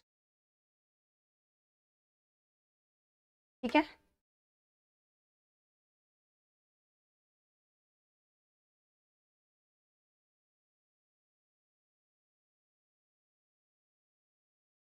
what is mystery, mystery यानी छुपा हुआ है, रहस्य, वो कैसे कमरे में घुसा ये एक रहस्य है। Next one, that barking dog seldom bite is not true, इसे मैं यहाँ पे इट लिख दूं, इट इज नॉट ट्रू, ये सही नहीं है। Barking dogs never bite, seldom bite, इसका मतलब क्या है, भौंकने वाले कुत्ते जो है वो काटते नहीं, गरजने वाले बादल बरसते नहीं, उसी को बोला जाता है, ठीक है, उसी को बोला जाता है। तो ये है the barking dog seldom bite is not true, noun clause, adverb clause, adjective clause, या अभी अभी करा था सब्जेक्ट की जगह पर आ रहा है, सब्जेक्ट की जगह पे नाउन आता है, यहाँ पे सब्जेक्ट और वर्ब दोनों आ रहा है, तो ये नाउन क्लॉज, सब्जेक्ट वर्ब क्योंकि दोनों आ रहा है। नेक्स्ट, यू कैन टॉक, आप बात कर सकते हो, as much as you like, जितना ज्यादा आप चाहते हो उतना ज्यादा आप बात कर सकते हो, कितना बात कर सकते हो, जितना आप चाहते हो उतना बात कर सकते हो, जितना चाहते हो उतना, ये किसका एग्जाम्पल है, आप बात कर सकते हो, बात कर सकते हो, बात कर सकते हो, कितना, ये हाउ मच का आंसर दे रहा है, हाउ मच यानी कितना, आप कितना बात कर सकते हो, जितना आप चाहो, तो ये वर्ब के लिए, वर्ब के लिए कितना बात कर सकते हो, जितना चाहो। वर्ब की तारीफ कौन करता है, हमेशा ऑब्जेक्ट, हमेशा ऑब्जेक्ट नहीं, वर्ब की तारीफ हमेशा एडवर्ब करता है, ये रहा, नाउन नहीं, वर्ब नहीं, एडजेक्टिव नहीं। You can talk as much, आप उतनी बात कर सकते हैं जितनी आप चाहते हैं, वर्ब की तारीफ एडवर्ब करेगा। Next, I will take my shoes off, मैं अपने शूज उतार लूंगी, so as not to dirty the carpet, जिससे कि मैं उतार लूंगी, मैं अपने शूज उतार लूंगी, क्यों क्यों उतारूंगी, जिससे कि हमारा कारपेट गंदा ना हो, आपका कारपेट गंदा ना हो, इसलिए उतार लूंगी, कारपेट गंदा ना हो। तो अभी क्या है, वाई का आंसर दे रहे हैं, क्यों उतारूंगी, वाई का आंसर बताया था शुरुआत में, वाई का, वेयर का, व्हेन का आंसर हमेशा एडवर्ब देता है, तो ये वाई का आंसर दे रहा है, एडवर्बियल क्लॉज होगा, मैं शूज निकाल लूंगी, क्यों, क्योंकि कारपेट गंदा ना हो, इसलिए adverb clause. Next, how he solve the problem is a miracle, miracle यानी क्या होता है, चमत्कार, ये तो चमत्कार हो गया, क्या चमत्कार हो गया, उसने कैसे केस सॉल्व करा, ये तो चमत्कार हो गया, जैसे कि इट, इसकी जगह हम इट रख सकते हैं, it is a miracle, it is a mystery, it is good, it is bad, how he solve the problem, इसमें आपको सब्जेक्ट भी दिखेगा, इसमें आपको वर्ब भी दिखेगा, लेकिन पूरा का पूरा जो है वो सब्जेक्ट की जगह पर आ रहा है, इसलिए ये नाउन होगा, और क्योंकि इसमें सब्जेक्ट प्लस वर्ब आ रहा है तो ये नाउन क्लॉज बन जाएगा। It is a noun clause, ये नाउन क्लॉज होगा। ठीक है, चलिए इसी के साथ अब हम आज के बहुत इंपॉर्टेंट सेक्टर में चलेंगे, that is English grammar. English grammar बहुत आसान डिटर्मिनर्स के क्वेश्चन है, और ये बहुत इंपॉर्टेंट है क्योंकि ये बहुत जल्दी जल्दी मार्क्स दिलाता है। सिंपल, कॉम्प्लेक्स, कंपाउंड हो जाए, या क्लॉजेस का क्वेश्चन हो जाए, या एमएचएम का क्वेश्चन हो जाए, या फिनेटिक का क्वेश्चन हो जाए, या लिटरेचर का क्वेश्चन। लिटरेचर फिर भी जल्दी कर लोगे, इनमें टाइम बहुत लगता है। लिटरेचर में भी जब मैच वाले आ जाते हैं टाइम बहुत लगता है, पर उसमें एक ये सेगमेंट ऐसा होता है, अगर आपका ग्रामर पे कमांड है तो आप नंबर यूं ही स्कोर कर सकते हो। तो यूं ही स्कोर करने के लिए कौन सा क्वेश्चन में डाउट है बोलो, स्कोर करने के लिए आइए। I have hardly dash money, मेरे पास हार्डली डैश मनी है। हार्डली का मतलब क्या होता है? हार्डली का मतलब होता है न के बराबर, तो मेरे पास न के बराबर मनी है, ऐसा ये बोल रहा है।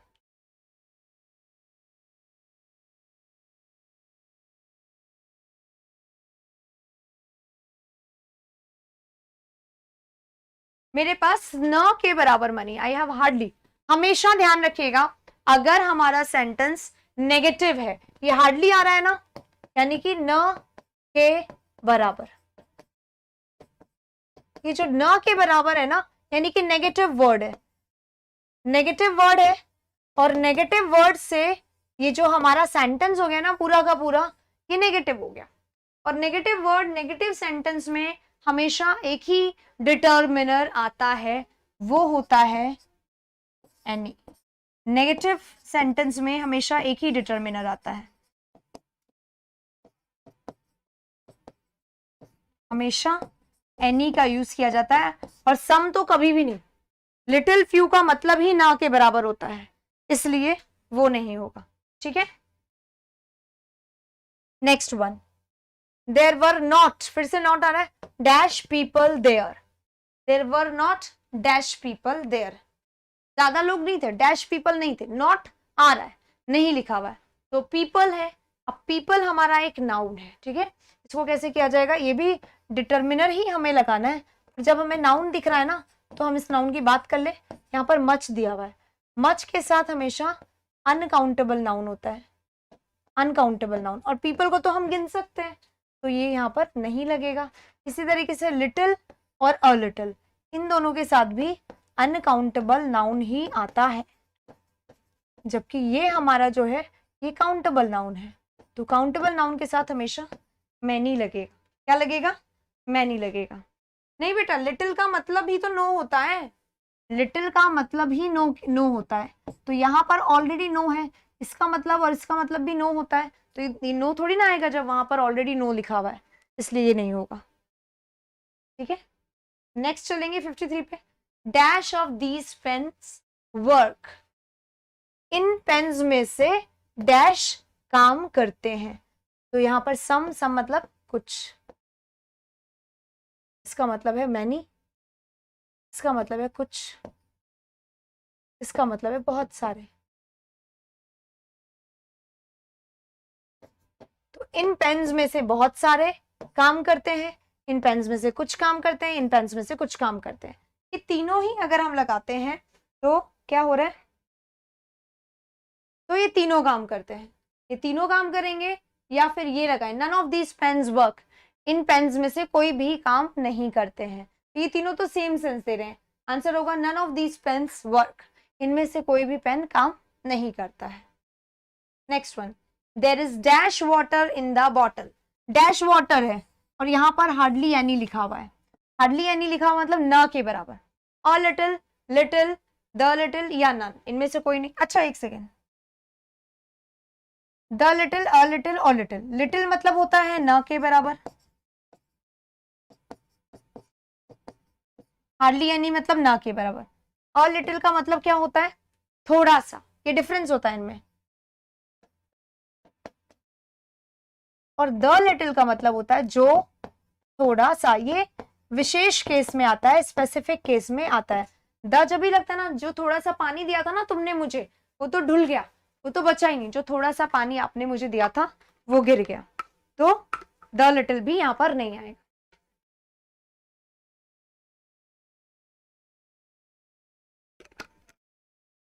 ठीक है, अब यहाँ पर लिखा हुआ ही है कि हार्डली एनी, तो यानी कि ना के बराबर होता है, और इसका मतलब हार्डली एनी होता है, तो ना के बराबर के लिए अब यहाँ पर नो वर्ड नहीं लिखा हुआ है। अगर नो वर्ड लिखा होता तो हम लिटिल नहीं लगाते, नहीं लिखा हुआ है इसलिए हम लिटिल लगा रहे हैं। Next, how dash time did you spend on your homework, आपने अपने होमवर्क पे कितना समय रखा, कितना समय आपने रखा, तो टाइम, टाइम हमारा अनकाउंटेबल नाउन है। अनकाउंटेबल नाउन के साथ मैनी, मोस्ट, सम नहीं, मच। हालांकि सम दोनों के साथ आता है, पर जब क्वेश्चन पूछा जाता है तो क्वेश्चन या तो हाउ मैनी से आता है या फिर हाउ मच से आता है, और क्वेश्चन पूछे जाने के कारण आप यहाँ पर सम का, हाउ सम थोड़ा ना पूछोगे, हाउ सम गलत, हाउ मोस्ट गलत, हाउ मच या हाउ मैनी अनकाउंटेबल है, इसलिए मैनी नहीं आएगा क्योंकि मैनी काउंटेबल के साथ ही आता है।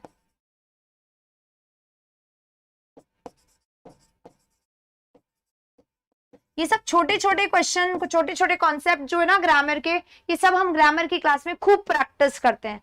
ग्रामर की सारे क्लासेस में बहुत ज्यादा प्रैक्टिस करते हैं ये सारे कॉन्सेप्ट। ग्रामर की क्लासेस ऐप पे हम लोग सारी करते हैं। कहाँ पर अ लिटिल भी आ सकता है इसमें? नहीं बेटा, हार्डली एनी, हार्डली एनी मतलब ना के बराबर होता है। ना के बराबर जब बोल दिया तो थोड़ा सा पानी थोड़ा ना आएगा, ना के बराबर पानी मैं पी नहीं सकती, हार्डली एनी वाटर, क्या पीऊं, नहीं है पानी, इसका मतलब ये हो। ठीक है, नेक्स्ट, देयर इज हार्डली, अब फिर से आ गया हार्डली। हार्डली का मतलब ना के बराबर होता है, बार बार बता रही हूँ, ऐसे ही क्वेश्चन आते हैं एग्जाम में। अब हार्डली के बाद मैनी, सम, फ्यू नहीं आएगा क्योंकि हार्डली के बाद न के बराबर आता है, और हार्डली यानी नेगेटिव, नेगेटिव के साथ एनी लगता है, शुरू में मैंने बताया था, इसको बोला जाएगा। ठीक है, बता दिया मैंने अभी अ लिटिल क्यों नहीं हुआ। ठीक है, नेक्स्ट पे चलते हैं। There is dash infection from pollutants now than ever before, अब बहुत इन्फेक्शन हो रहा है, पहले कभी नहीं हुआ ऐसा, कंपैरिजन हो रहा है, तुलना हो रही है, देन लिखा हुआ है।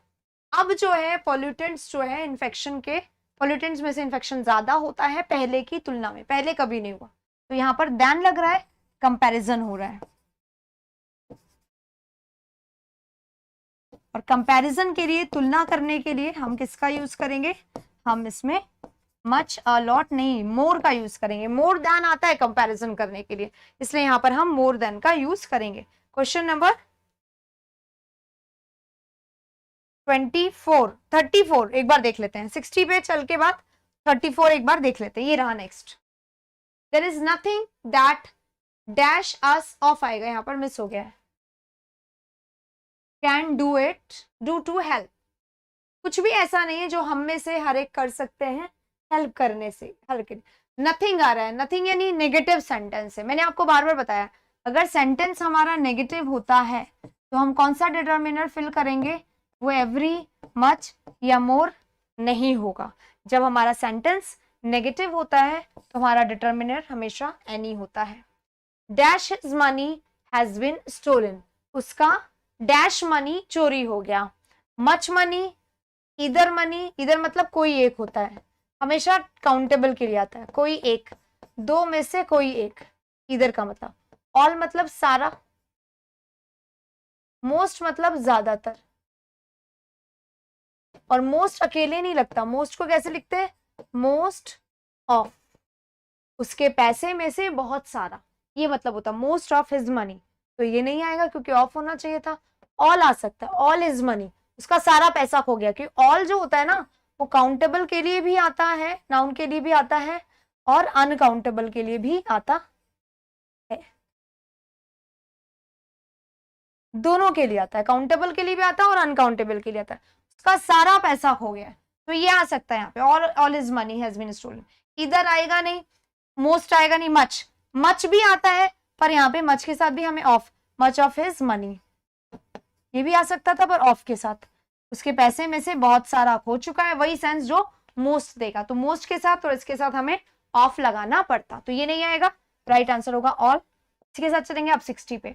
There are dash mistakes in this essay, इस एसे में डैश मिस्टेक्स है, मिस्टेक्स एस लग रहा है यानी प्लूरल नाउन है, प्लूरल नाउन है यानी कि काउंटेबल है, काउंटेबल है तो फ्यू, सॉरी अ लिटिल नहीं आएगा, अ लिटिल क्या होता है, अनकाउंटेबल के लिए आता है।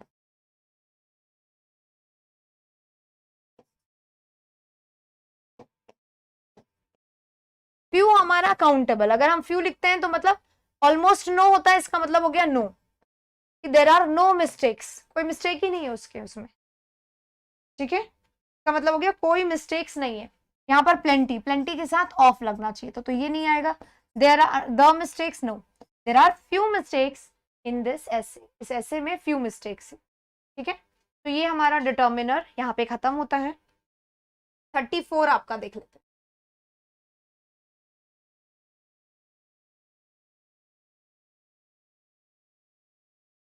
ये रहा 34। Home is where the heart is, इसमें क्या पूछ रहे हो, इसमें एडवर्ब क्लॉज पूछ रहे होंगे कि एडवर्ब क्लॉज नहीं आएगा क्या, बिल्कुल नहीं आएगा। क्यों, होम कहाँ है, जहां पे हार्ट है, कहाँ है, जहां पे हार्ट है। वेयर का आंसर तो दे रहा है पर ये इसका होम ही तो, जैसे कि माई फादर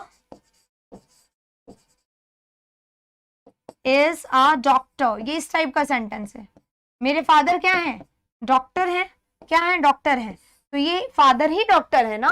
उसी तरीके से घर ही वही है जहां पर हार्ट है, तो ये इसी को और डिफाइन कर रहा है, इसलिए ये एडवर्ब क्लॉज नहीं होके नाउन क्लॉज ही होगा। ये रहा नाउन क्लॉज एज कॉम्प्लीमेंट, ये भी नाउन कॉम्प्लीमेंट है।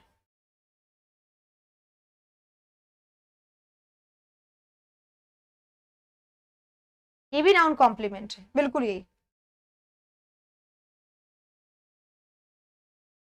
वेयर इज हाउस, घर कहाँ है उसमें आप एड्रेस दोगे, माई हाउस इज, है ना, इन जयपुर, ऐसे करके आप एड्रेस दोगे, ऐसा वाला नहीं दोगे।